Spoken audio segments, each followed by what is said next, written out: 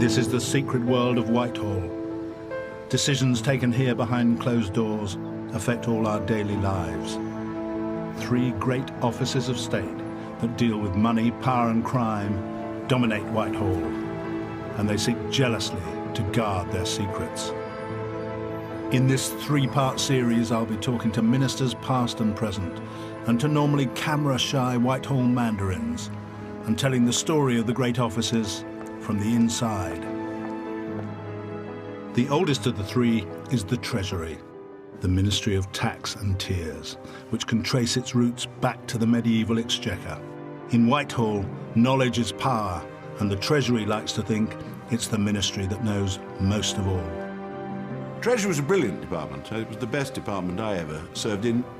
It's like an Oxbridge College, you know, some brilliant minds engaged in open debate and completely detached from the real world.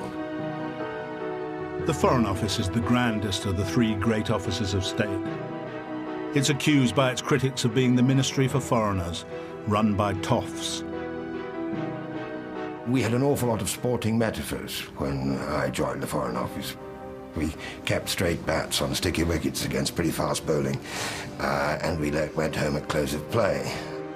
And in tonight's first part, the Home Office, the Ministry of Law and Order, that's long been known as a political graveyard.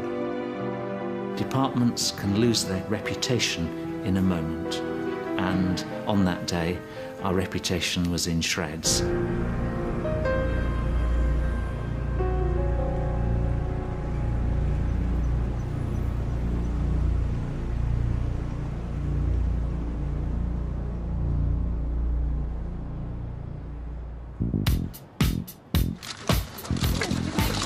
Secretary, are you going to resign? Excuse me. Morning, Mr. Clark. Will you still be Home Secretary tonight? Another one bites the dust, and another one gone, and another one gone. Another one bites the dust, yeah. The Home Office has long been seen as a glittering political coffin. Many recent Home Secretaries have left it feet first. It's summer 2009, and the Sir Humphrey of the Home Office, its chief civil servant Sir David Normington, is going down to its basement car park to await the arrival of his latest political boss. The new Home Secretary will be taking over from Jackie Smith, who resigned following the scandal over her parliamentary expenses. Her successor will be the 6th new Labour Home Secretary in 12 years. Welcome, it's really good to see you. Alan Johnson has just come down by train from his constituency in Hull, where Gordon Brown had promoted him by phone from the Health Ministry to the Home Office. Yeah, well, strange kind of journey down from Hull. It's very strange. When I get to King's Cross, I'm going to be taken into custody for about the next few years. I hope a few years.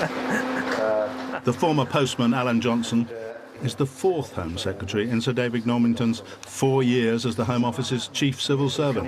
It's not like my usual return. I suggest we just walk around this corner for a minute. By the way, this is the Home Office and this is the atrium. It's in 3 buildings. This is the central bit, and this is called Peel, after Robert Peel. Very good. As he surveys his new domain, Johnson learns that the press pack is waiting outside to talk to him. But first, he wants to consult the Home Office's chief spin doctor, Simon Wren. They're not expecting me till we've had a chat, are they? Is this Simon? No, Simon. Hello, Simon. No, you told me. I've heard about it. Your name goes before. You're not supposed to. You don't have to. They're not expecting you to know anything at the moment, other than obviously what you already know. What do you think then? Should I do it before or after? Just go and say something. Just say something there, yeah. Very pleased to be here. Yeah. Great honour. A lot about Jackie as well. Yeah. Gender is protecting the public, being very clear about what public concerns are. Remember, it's crime, immigration, security. Yeah. Yeah, and I saw that. Let's do it now and then get them away from this.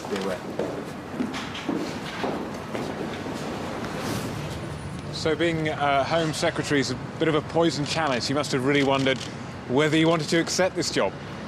It's not a poison chalice. It's a three-course meal with coffee and dessert. It's great. It's a real honour and a privilege. Some of the greatest politicians of our time, and I'm not including myself in that category, but you know, they've been Home Secretaries, and they've been here because it's It's precisely because there are challenges here. You know, out of a clear blue sky can come all kinds of things. You never know what's going to happen from day to day. I actually find that a challenge, and it's our job to deal with crime and disorder, and I'll be working very hard to ensure that we can really go into the next election, whenever that is, and give the British public a reason to vote Labour. Okay, we're going to get him out of here. Thank you very much.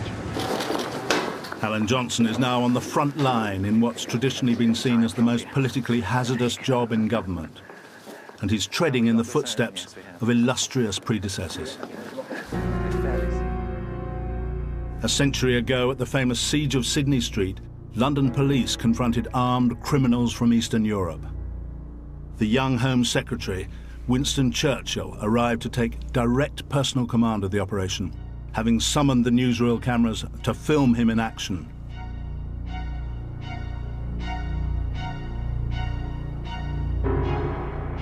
The police force had been created in the previous century by one of Churchill's great predecessors as Home Secretary, Sir Robert Peel. Peel's clock still sits behind the desk of the Home Office's top civil servant today. There is a sense of history in the Home Office, even now, even though we're in a very new and modern building, and because you can trace our core responsibilities for law and order, for keeping the Queen's, or before that the King's peace, right back through 200 more years to the 1780s. The Home Office was born out of the barrel of a gun. It was created after troops shot dead nearly 300 people in 1780 in the Gordon riots in London.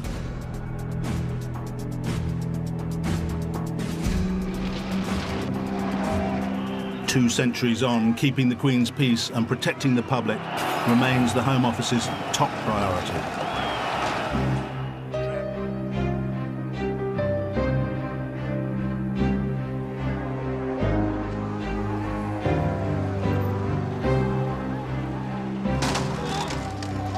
"25 years ago, riots had broken out in Birmingham on the day Douglas Hurd became Conservative Home Secretary. This is the job in which you get to know your own country most closely. You tend to see the bad bits of it. Run-down housing estates, prisons, rats.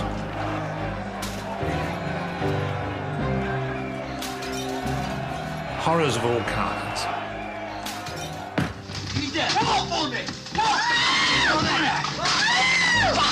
Drabness of all kinds, wickedness of all kinds, comes your way more as Home Secretary than in any other job. In the Home Office, unlike any other department, you are dealing with the most intractable problems. I mean, dealing with prisons and probation, drugs, immigration, organised crime, antisocial behaviour, you're dealing with terrorism. I mean, it's not a bundle of fun. Someone has escaped from prison, there's some great police scandal, someone's broken into Buckingham Palace, somebody's been deported and has been instantly shot upon arrival at his home country. All these things, some of them serious, quite tragic cases, suddenly explode in the Home Secretary's area. There grew up a view that the Home Office was a graveyard for politicians. It was a place you walked through at your peril, being almost certain to lose any reputation that you had. Go on, Richard. Okay. Do the honours. This is Natasha, who does security and Paris. How are you?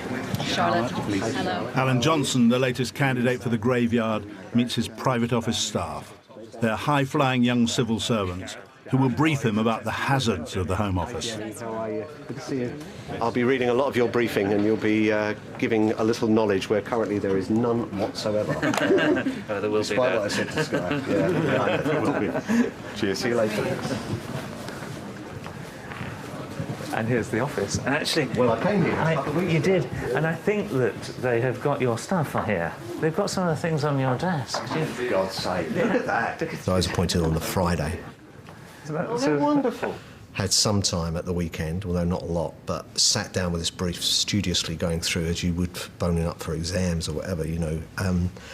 And you read every word because you want to kind of absorb as much of it as you can. But when you get to like page 50, you'll put a marker in there and think, I'll come back to this. And then you start the job on the Monday and you never get back to it. Because what happens is you're suddenly in the maelstrom. You can walk in here and on day one you can be facing a terrorist problem. So you have to be pretty tough. An attempted car bomb attack which could have caused carnage in London's West End. A Mercedes was loaded with explosives, petrol and nails. 2.5 years ago, an attempted terrorist attack on London came just one day after Britain's first female Home Secretary took office. I got the job on the Thursday, and very early the next morning, my principal private secretary, who I'd literally only just met the day before, rang me up with a slightly sort of apologetic tone in his voice and said, "We've had a report from the police that there is a car that has been found in Haymarket full of explosives." Had a briefing from somebody who I hadn't met previously but who came in and said, "Home Secretary, what I can say to you is that when you see me, it usually means that something bad is happening." A deliberate attempt to drive a car into a packed British airport and blow it up. Glasgow Airport was the scene of the second stage of the coordinated terrorist attack on Britain. It came on Jackie Smith's second full day in office. I don't think any Home Secretary had quite the baptism of fire she had. And I never left her side during that terrorism threat in London and Glasgow. I remember on one occasion as she and I walked again out of number 10 with the world's press taking our photographs, saying, remember she'd been there about, 24 hours at most, she said, "Is it always like this?" It often is. The Home Office moved into new purpose-built headquarters in the late 70s. Its brutalist concrete and glass exterior seemed to reflect the distinctive culture that had grown up among its civil servants. Secretive, defensive, and designed to repel borders. It used to be a real fortress of a department, which resented outsiders and erected fortifications to prevent outsiders knowing what the hell was going on inside the castle. There is a sort of ethos, there is a character about the department where you can still see traces of those fortifications.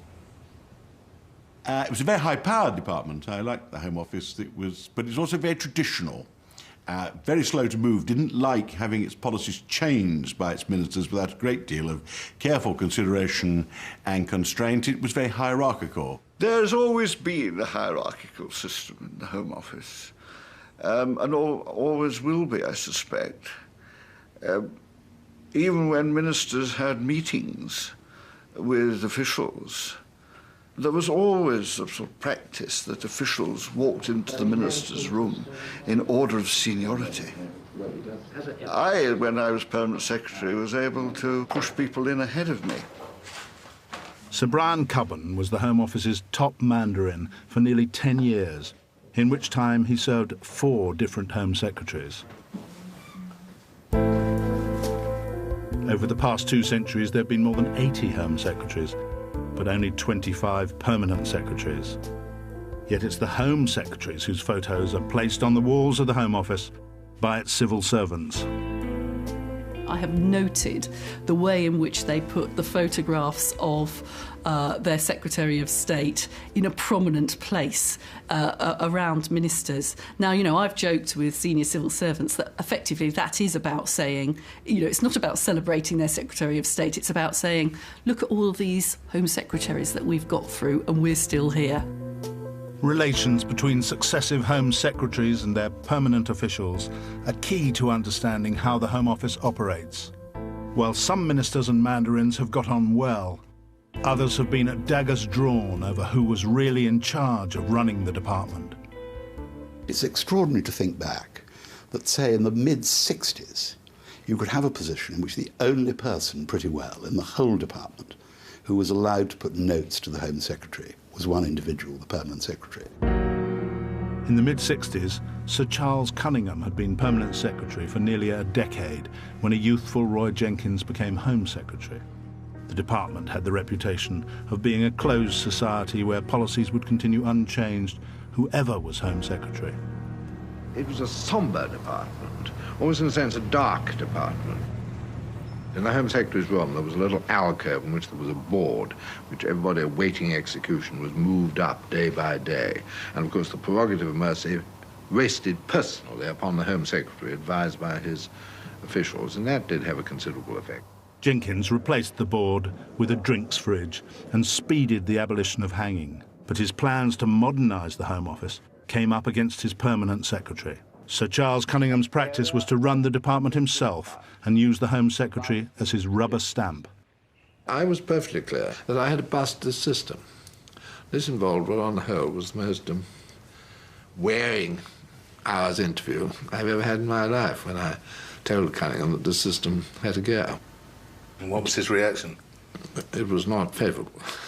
At one stage in the interview, his eyes filled with tears. And I thought, oh dear, it was the one moment when I almost weakened. Thought I should not reduce this distinguished public servant to a state of such misery towards the end of his career. It was only later I realised that tears were tears of rage and not of sorrow. I suppose the view is that there is a specific culture and ethos within the Home Office, that whoever's Home Secretary, the department will want to continue with the policy which they think over the years yes. I mean, there's inevitable inertia in all institutions. One of my tasks as Home Secretary was to one of my tasks as Permanent Secretary was to explode occasionally and say, doesn't the office realise that there's been a change of government?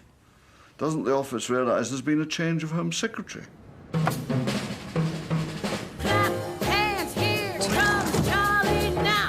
After Charles Clarke became Home Secretary, he was to have a series of clashes with his permanent secretary.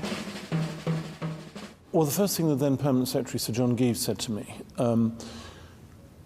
I thought was disgraceful. He said to me, you've just got to accept this is a job where things come along, and you just have to deal with whatever disasters happen. Well, knowing Charles, I expect he told me what the nature of the job was first. And, of course, he'd been a Minister of State at the Home Office. I said, well, we can't go like that. Whether you're talking about prison breakouts or terrorist attacks or great police issues, whatever it is, these are all predictable. They all have certain, not the exact event itself, but you know that something will happen. And so our task is how to prevent those things happening, and then if such things do happen, how do we deal with them well and effectively to protect the public in whatever way? There are events. You are disturbed by events. It's not a department you can hope to set out a plan on January the 1st about how you're going to spend your time and then stick to it. I think you never can absolutely sit back in your desk and say, this is all going well. You always have to say to yourself, so far. You always have to touch wood. I learnt in the Home Office to touch wood in a way I never have in any other department. Along with the unpredictability, one of the Home Office's most difficult tasks is to strike the balance between freedom and order. And that's made all the harder by the constant pressures of public opinion and the media. No, I've got nothing to say, I'm afraid, at the moment. The Home Office always seemed to be in trouble. Now, I remember my immediate predecessor wrote on one occasion, on a minute, poor old Home Office. We are sometimes right, but we always get the blame. There was, when I joined, a degree of defensiveness, a sense of being got at, possibly not being understood, that persisted in a number of parts of the office. And when things were going badly, you could see that defensiveness, that sense of being bunkered, of always being attacked, of people not appreciating you were trying to do a good and honest job. You know, on the one hand, immigration control was too feeble. On the other hand, the other side said immigration control was oppressive. It's a well-known feeling in the Home Office that every man is his own Home Secretary. You mean every member of the public is his own Home Secretary? Every member of the public thinks that he knows the right way of dealing with a particular situation of this kind as the man whose responsibility it is to deal with it. There are those, the hangers and floggers, who think the Home Office is too wet. The readers of The Guardian and New Society who think we're much too strict. And I wouldn't advise a politician who was looking for instant and universal popularity to choose the Home Secretary. Each of the Home Office's key responsibilities, crime, prisons, terrorism and immigration, have over the years led to bitter behind-the-scenes battles between the permanent officials and their temporary political masters.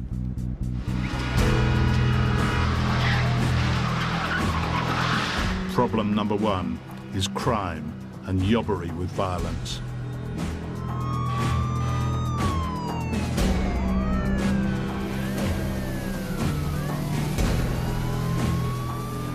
This particular estate has got problems in relation to youth antisocial behaviour, drug dealing by some of those youths. Dogs are a problem, or can be a problem. On his second full day as Home Secretary, Alan Johnson is visiting a local council estate in West London. It's been a perfect first visit. This is actually an estate I was assaulted on when I was 15 years of age. I didn't know till I came here. It's great to be reading lots of briefs and getting lots of stuff from my splendid civil servants, but nothing beats coming out and seeing and hearing it from the front line. My priority is to make people feel safe and secure in their homes and on the streets. That's the mantra that all new Home Secretaries tend to declaim on coming to office, whatever their political party. BBC, Mr. Howard, congratulations. Thank you very much indeed. Yes, great responsibilities which we must fulfil. The maintenance of law and order is the government's first duty, and I'm determined to do all I can to ensure that we fulfil it.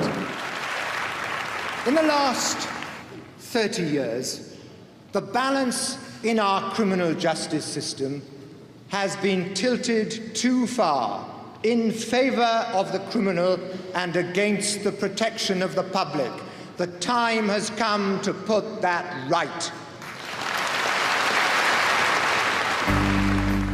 Michael Howard had come to the Home Office with a hardline agenda to cut crime. But he and his young political advisor, David Cameron, came up against the Home Office's own distinctive view about the problems of crime that officials had developed over the years. I was shown charts, and they showed crime rising inexorably. And the officials actually said to me, this is the pattern of rising crime. It's gone on with one or two small and inconsequential blips like this for most of this century. It is going to continue to go up. And the first thing, Home Secretary, that you have to understand is that there is nothing you can do about it. I hate to agree with Michael Howard about this, but he and I shared a view that the Home Office didn't really believe that they could change the world, that they could really make a difference to reducing crime.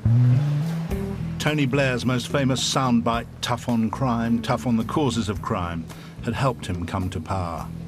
But he and his Chief of Staff soon discovered the Home Office didn't reflect their view that things could only get better. One of the things that sticks in my mind when we came into office in 1997 was we had a presentation by the Home Office. They came over with slides into the Cabinet room, and they made a presentation with the projected figures for crime, showing them inexorably rising during our years in government. And they said this was a result of the economy improving, and as the economy improved, there'd be more stuff to nick, and therefore there'd be more crime. And we were a bit bemused by this, and we said, well, I said, what would happen if the economy turned down and we suffered a recession rather than a growing economy? And they said, oh, well, crime would go up. There'd be more people to nick things. So did you get that sense that the kind of mindset of the Home Office was that rising crime was inevitable? Yes, the Home Office had a clear item of faith, which was that crime would rise inexorably, and there was very little that you could do about it. You had to manage it rather than try to reverse it. If you're in the Home Office, you do have a sense that you are the Department of Law and Order, the Department of Authority, in an age when authority may not be the most fashionable of the roles to play. And I think what they feel is that when they're faced with the growth in crime, this is the sum total of endless other failings which no one Home Secretary has the capacity, you know, however brilliant and however powerful, to tackle. Jack Straw was New Labour's first Home Secretary. What did you discuss with Mr. Blair as your priorities for your new job? I discussed the job of Home Secretary and the importance of making Britain a safer country and one where communities and individuals feel a greater sense of responsibility one to the other.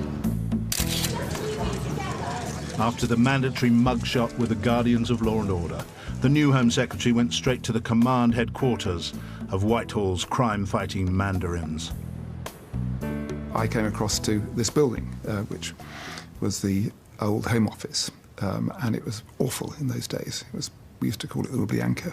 You mean the KGB prison? Yeah, it was like a sort of prison, and it had little cells off it. And there was a car park, which was windswept and litter strewn. In those days, you could go up the ministerial lift, you had your own loo, and with a bit of luck, you'd never been contaminated by any other form of human life except in a meeting, and then go down the lift and leave. The Prime Minister wanted his Home Secretary to take a hard line on crime.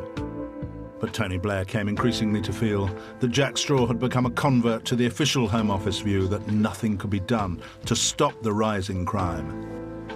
I did get irritated with Tony sometimes and used to say to him, I think you're asking me to push water uphill, aren't you? To counter the Home Office approach, Tony Blair enlisted John Birt, the former BBC Director General, as his blue skies thinker on how to reduce crime. What did you think when Tony Blair appointed John Birt to engage in blue skies thinking about the causes of crime? Not a lot, in truth. And I groaned. I dutifully cooperated with these blue skies and the thinking. And John Birt began life as an engineer, and he's famous for sort of wiring diagrams, technical drawing, I'm sure he was very good at school. So we had loads of wiring diagrams and end-to-end solutions and stuff. What about the John Birt report on crime when it reached you? I'm afraid this is a serious admission, but I remember remarkably little about it, except thinking that we'd study it with great care. Tony Blair felt that Jack Straw, in his 4 years at the Home Office, had become a prisoner of its defeatist approach to crime. He decided to replace Straw with a tough-minded, populist figure. He chose David Blunkett. One of the things I was going to do was to hold a truncheon, but I was advised that this was not a good idea. Blunkett was determined radically to transform the traditional mindset on crime of the Home Office mandarins. But he came up against the new permanent secretary. David Blunkett wanted to shake up the Home Office.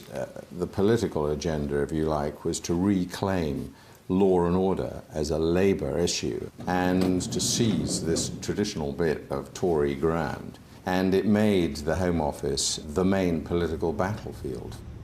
We did have our clashes and frustrations. John needed to establish, as any permanent secretary has to do, that they were defending their new department. To have come in with a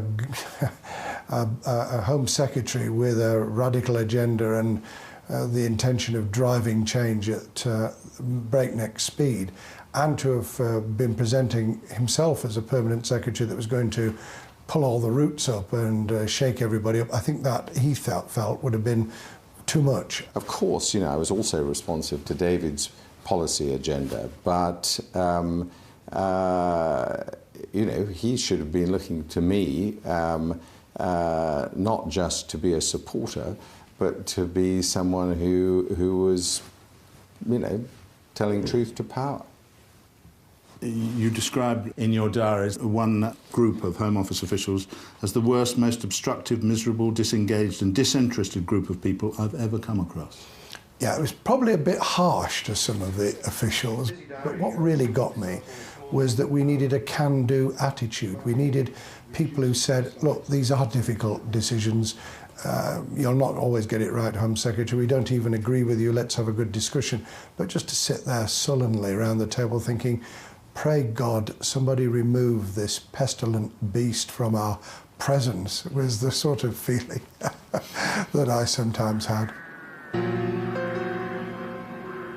Prisons have been the second key responsibility of the Home Office. Over the years, Home Secretaries have fought great battles with their officials over how best to manage prisons.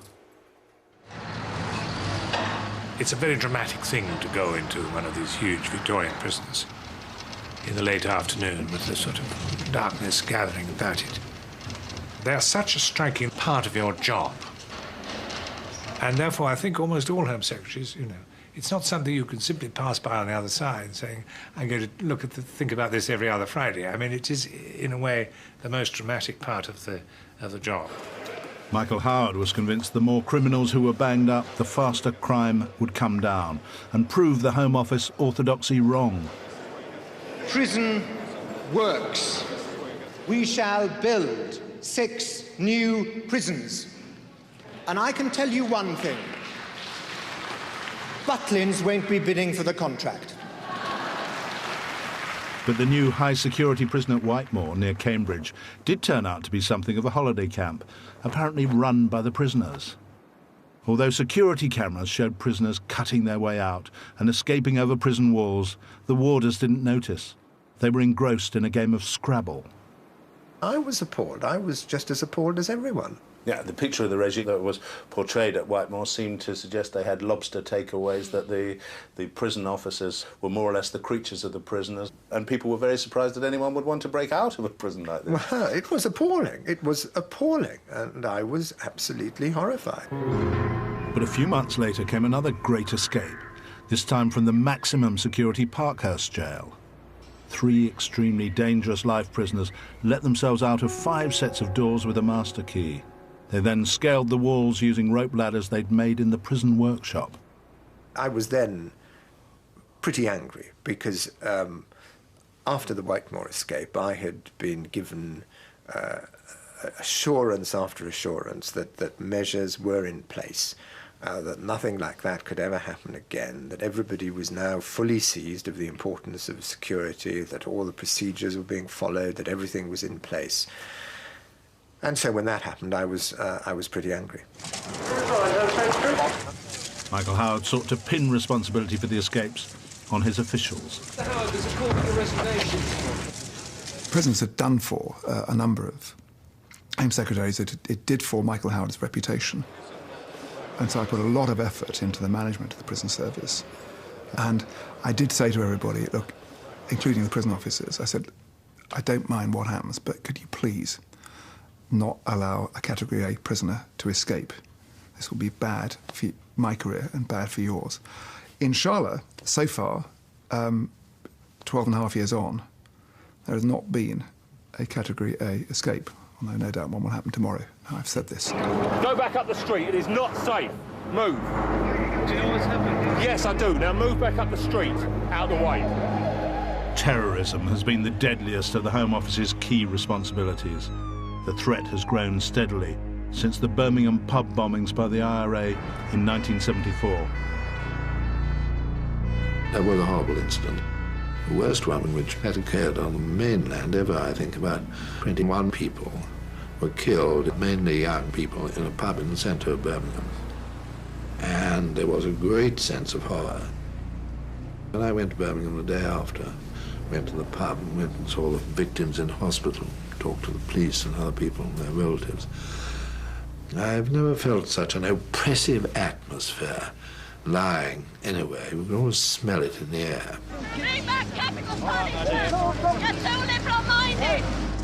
There is a danger of taking decisions, the wrong decisions, under emotional stress of that sort, and under the bombardment of tremendous press publicity. I'm not sure one always gets that right.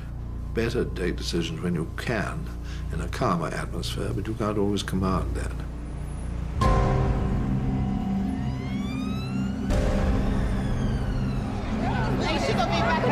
I'm sorry. We've got major incident here. Sorry, can we move off? 7/7 was the work of homegrown suicide bombers. The perpetrators had evaded the Home Office's counter-terrorism network. A few minutes ago, I spoke to the Home Secretary, Charles Clarke. I asked him if he'd had any warning of today's attacks. No, it was completely unanticipated in any form whatsoever. Does it indicate a failure of intelligence, do you think? Intelligence is always a matter of trying to establish what we know with limited resources. That is the challenge we face the whole time. The Home Office's key resource in countering terrorism has its headquarters upriver from Westminster at Thames House. MI5, the security service, answers directly to the Home Secretary. But its critics claim MI5 has over the years acted as a secret state within a state. I did not, I'm afraid, form a very high regard for how they discharge their duties. Why did you not have a high regard for how MI5 discharged its duties? Well, I suppose there was slightly naturally a secretive atmosphere, but this meant that they were secretive vis-à-vis the government as well as vis-à-vis what people who might be the enemies of the state, as it were. You mean you, as Home Secretary, didn't necessarily know what MI5 was doing? No, one always had a feeling of a certain lack of frankness. I also think that living one's life in this sort of spy-bound world gives people a slightly distorted view of things. If you're not careful, you'll get into a sort of Alice in Wonderland world in which truth is falsehood and falsehood is truth, and nothing is in real contact with reality. The man who headed MI5 during Jack Straw's whole time as Home Secretary was Stephen Lander. You want to sit there? Lander also served under David Blunkett. Well, Stephen is what's known as a spook. Spooks are spooks. They're in a world which is very different. The security services do a phenomenal job, much better than I'd ever envisaged when I came into office. But it is a world apart by its very nature. Because you said at one stage that Stephen Lander spoke in riddles. He put things in the kind of terms that you get in John le Carré novels, really. And I was reading one or two of them at the time, so I did notice the particular nuances. You always, as with all these spooks, have to know how to read the print that's disappeared between the lines. The most secret documents in the Home Secretary's office are the requests from MI5 for authorization to bug and spy on suspects. But how much do Home Secretaries really know about what MI5 is up to in their name? Merlin Rees was Labour Home Secretary in the late 70s, and I talked to him shortly before he died 4 years ago. I just wonder whether you feel that you knew what MI5 was up to. No. When you didn't? No, neither does any Home Secretary. Well, by definition, you don't know what everyone is doing every minute of the day. So you need to know what you need to know. I did not feel ever let down on that. I think I knew what I needed to know. The late Merlin Rees, when I interviewed him, said that he didn't know what MI5 was up to, and no Home Secretary can. Yes, and that was a different time. And the striking thing at the time when Merlin Rees was Home Secretary between 1976 and 1979 was that there was no statutory base whatsoever for either security service or for the powers that it was using. Absolutely extraordinary. It's all done on a royal warrant or a royal charter which had never been published. So it's unsurprising that, as I know for certain, the security service were tapping people's telephones in circumstances where you'd never get an authorization today. You may say I'm deluded or deluding myself, but I certainly never felt and don't now feel that there was a process going on to pull the wool over my eyes in any respect. But as I say, you may say naive fool, but the conspiracy theorists are all out there in various ways, but I certainly felt MI5 and its leadership was absolutely ready to help and respond in any way. Of all the battlegrounds between ministers and mandarins, immigration is the one that has proved politically fatal. The growth of immigration, both legal and illegal, has starkly revealed the inadequacies of the Home Office bureaucracy. Asylum claims swamped the department's old-fashioned systems, and massive backlogs built up.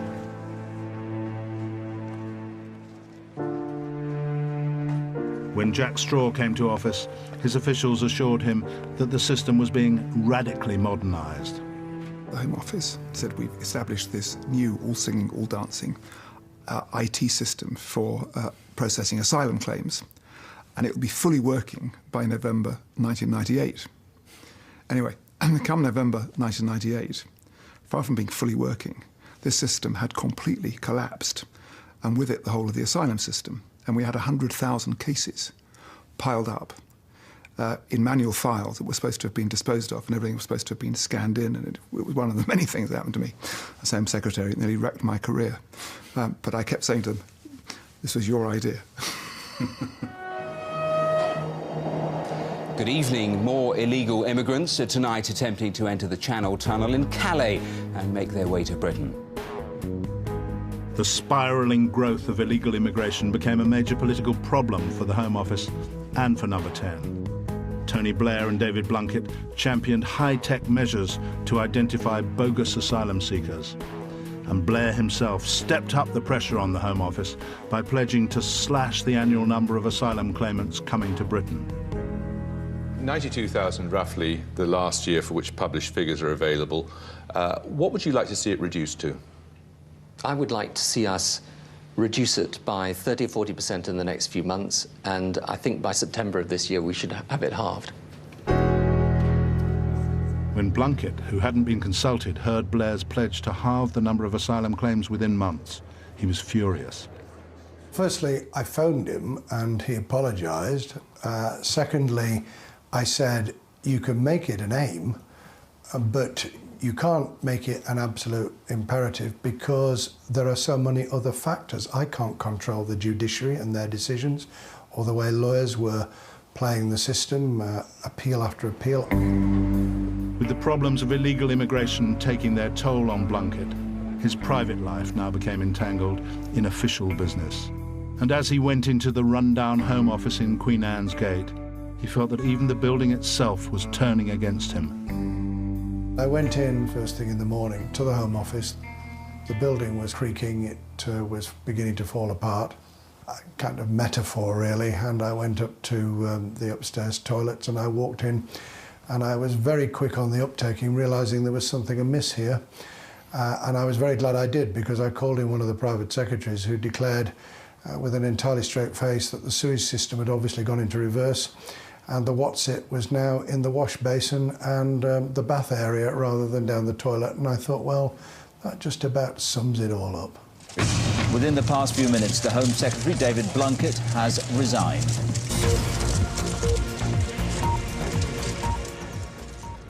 The Home Office now moved to glossy new purpose-built headquarters. The hope was that bungling over immigration had been left behind in the old building. Morning. Is it afternoon? You're quite right. Home Secretary can't count again. But as the new Home Secretary sampled the high-tech biometric systems for the new ID card scheme that was touted as a tool for tackling immigration fraud, Please look into the mirror. Charles Clarke couldn't see what was going to hit him. A huge political row erupted as it became clear that within Clarke's sprawling empire, the left hand didn't know what the right hand was doing. The prison service had released more than 1,000 foreign criminals without the immigration service considering them for deportation, as it should have done. Tonight they came to Britain, they murdered and raped and robbed, and then the Home Office turned them loose on the streets again. They should have been considered for deportation, instead of which they might be living next door. It happened on his watch. Is it time for Charles Clarke to do the decent thing? Well, it's a sad state of affairs. What happened was there were faxes and communications to the Immigration Service to consider them for deportation, which didn't get responded to, and it wasn't dealt with properly, was essentially what happened. But how did that happen? Why did that happen? Because the communication system between the Immigration Service and the Prison Service was not as it needed to be. We had this absurd situation that we didn't, for example, keep the data about an individual's nationality when they were in the prison system. So you didn't know who the actual foreign prisoners were because you didn't know what their nationality was. It was one of the ridiculous things of all these different agencies working in different ways. And I made the mistake of relying on Sir John Geeve, who'd given evidence to the Public Accounts Committee on this and had assured me that he'd got the matter in hand in terms of dealing with the immediate situation, which turned out not to be the case. We've got an arrangement now where the prisons notify the Immigration Service when there is 12 months or so to run on the sentence, so that we can sort out the the documentation problems and so on, and the Why did he say that if he said it was being properly just done and you don't think it... You'd have to ask him. Well, obviously, I regretted that that we'd sent some information to the Select Committee, which we then had to revise. And obviously, you know, it'd be good to have dealt with 1,000 cases better over 6 years, actually, before I was there as well as when I was there. You know, but he obviously had doubts about me, and I about him. You about him? Why? Well, I'm not going to say any more than that. In fact, I'm scarcely going to say any more. I'm due to be at lunch in Baker Street. John Geeve left the Home Office, and a new permanent secretary arrived to try and handle a full-blown crisis of confidence.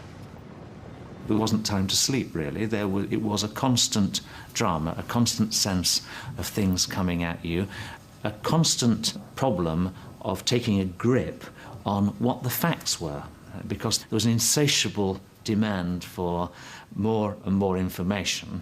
And of course, it's the case that when you're dealing with prisoners and people who've been released from prison, that they're not lining up to be counted. They're actually trying to disappear and evade you. Morning, Home Secretary. How many of the foreign criminals have you found?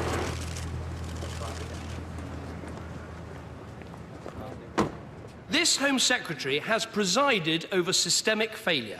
He's failed to deal with it, and he has misled people about the scale of the problem. Isn't it clear that he cannot give the Home Office the leadership it so badly needs? It's surprising to know I don't agree with that. What really upset me about that was that administrative problems in the Home Office were impacting directly on the Home Secretary. The worst thing for any civil servant is if the things that you have been doing fail, and that leads to your minister having to carry the can. I think Tony felt somebody needed to take the fall, and so I took the fall. I regretted it. I didn't, in fact, resign. I think I'm one of the very few people to have left government without writing a letter of resignation. I was dismissed from the post, and I regret it. I think it was a wrong decision. Blackheads, there goes Charlie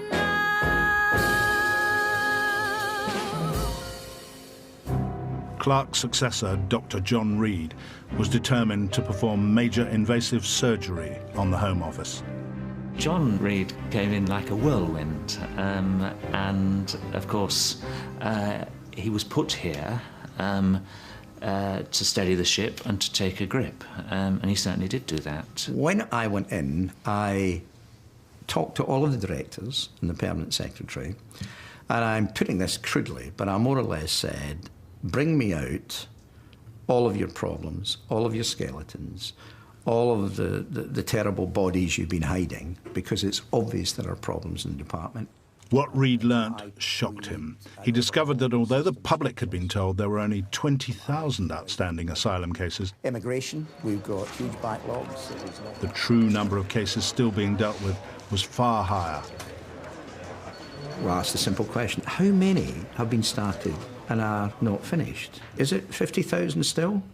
No more. Is it 100,000? No, slightly more. And eventually, after question, I found out it was 457,000 was sitting here. So what appeared to be a massive reduction is actually just opening a file and adding it here. Now, so nearly 500,000 unfinished asylum cases. Yeah. And I put that in the public domain. And if I may introduce myself, John Reed, I've been in post 2 weeks, going on 2 years, it seems. With his permanent secretary, David Normington, sitting beside him, Dr. Reed gave his diagnosis of the Home Office's ills to a Commons Select Committee. In the wake of the problems of mass migration that we have been facing, our system is not fit for purpose. It is inadequate in terms of its scope. It is inadequate in terms of its information technology, leadership, management, systems and processes. The analysis he gave to the Select Committee that day, I completely agreed with. I wish he hadn't used the not fit for purpose word, because, of course, that then became the label that attached to the Home Office for the next several years, and to some extent still does. When we run into heavy weather, people always remember that phrase. And what did it do to morale in this place? Because the reports that I had was that people felt very hurt as a result of him saying that. Yes, well, morale was low because of what we had been through over several weeks. The previous Home Secretary had lost his job. That was the result of something that we had done wrong. That was not great for morale. We're here to serve our Home Secretaries, not to cause problems for them. And then, of course, later, yes, when John Reid used the not fit for purpose phrase, that affected morale as well. Departments can lose their reputation in a moment, and on that day, our reputation was absolutely in shreds. With the support of Tony Blair, Reid decided on the biggest shake-up in the Home Office's history. It would no longer be responsible for both crime and punishment. There would now be two ministries on continental lines. Criminal justice, prisons and probation would be handed over to the newly created Ministry of Justice. And the Home Office would now be effectively the Ministry of the Interior, concentrating its efforts and resources on crime, immigration and counter-terrorism. That change in 2007 was very much driven by John Reid. He and I argued a bit about it in a friendly fashion, but he was very clear that one of the problems we had here was we were not able in the Home Office to give enough attention to tackling counter-terrorism because of all the other things that we were trying to do. And he had a very clear view that we should shed some things. I would have preferred the Home Office to stay as it was. I made my representations at the time. I argued for what I thought ought to happen, and then the decision was taken. And as a civil servant, I have to accept that. Others have to account for the decision that was taken. I believe very, very strongly that there should be at least one minister at cabinet level, one Secretary of State, who got up every morning and thought, my main task today is the safety and security of the people of this country. And the Home Secretary can now do that. You were the first Home Secretary with the changes in terms of the Ministry of Justice having been created. Would you like to have been Home Secretary with the whole vast rambling Home Office that there was? No. As John Reid frequently used to say to me when there was some crisis happening at the Home Office, think yourself lucky, Jackie, you might have to go back to the Home Office and try and find places for prisoners this evening. Jackie Smith was determined to show that the Home Office was transformed. It's some of the most sensitive information held by the Home Office. Police intelligence on repeat offenders and the personal details of all prisoners in England and Wales have gone missing. The Home Secretary, Jackie Smith, has launched an inquiry after... Not good news for the attempted shiny new image of the Home Office. I was furious. You know, I said, first of all, it's undermining my objective to say about you as a department that you are fit for purpose, one. And secondly, it's undermining our ability to be able to deliver the policy objectives that we've got. And incidentally, that was a view shared by the Permanent Secretary as well, who was equally furious. But, you know, I was the public face of the Home Office. I was the one who had to answer about that. Jackie Smith resigned following her parliamentary expenses scandal. It's a Home Office tradition that they hang their Home Secretary once they leave office. Jackie Smith joins the ranks of those who've served and sometimes failed to come up to the demands, both personal and political, of the most perilous of Whitehall offices. Alan Johnson became the 6th Labour Home Secretary in 12 years. Thank you very much for joining us. We don't have a lot of traditions in this building, but we've had one or two Home Secretaries here, and it is a bit of a tradition that, as they arrive, we ask them just to say some things to us in this atrium. Thank you. Thank you very much, David. Look, the first thing I want to say is how delighted I am to be here. I asked if I could have a quite intimate word with the staff, so this is I mean, all this rubbish you hear about poisoned chalices, this is the most wonderful chalice I have ever seen, and I couldn't be more delighted to be the new Home Secretary. I am a huge admirer of the British Civil Service, and we can have our internal discussions about what happens, but I'm the public face of this department, and I intend to take the rap when things go wrong and take all the credit obviously, when things go right. I am a politician after all. Thank you very much.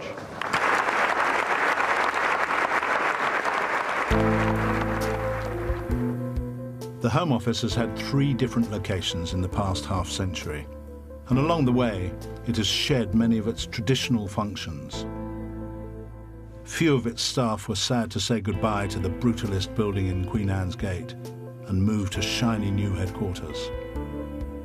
But the splitting of the Home Office and its transformation into a Ministry of Internal Security has led many to wonder whether it can still properly be called a great office of state.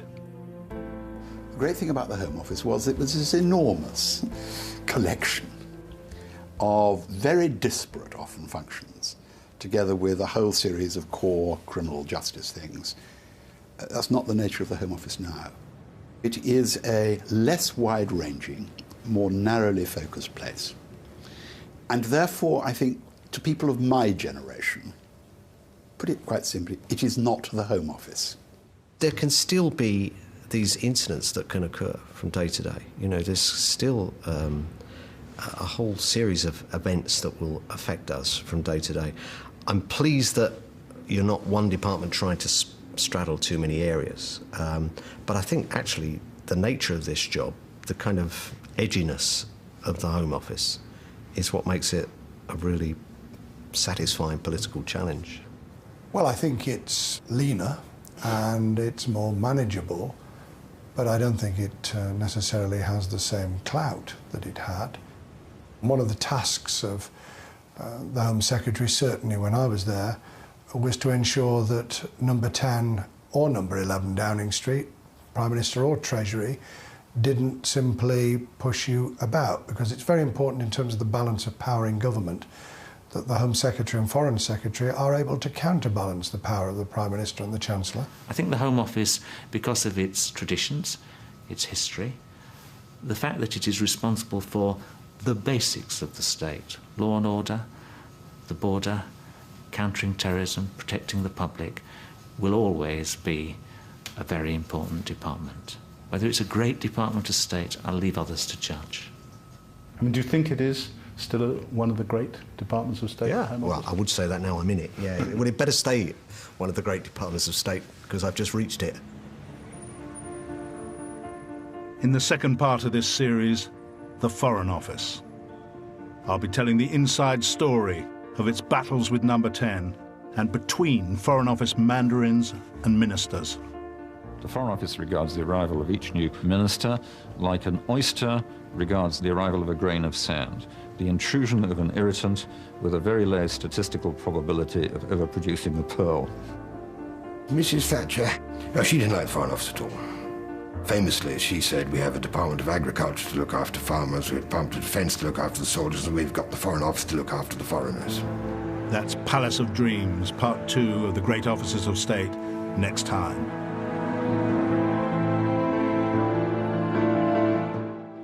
And our Corridors of Power season continues here on BBC4 on Monday at 9 with Getting Our Way. Coming up tonight, though, it's current affairs from a slightly different angle. The irreverent and acerbic Newswipe is next.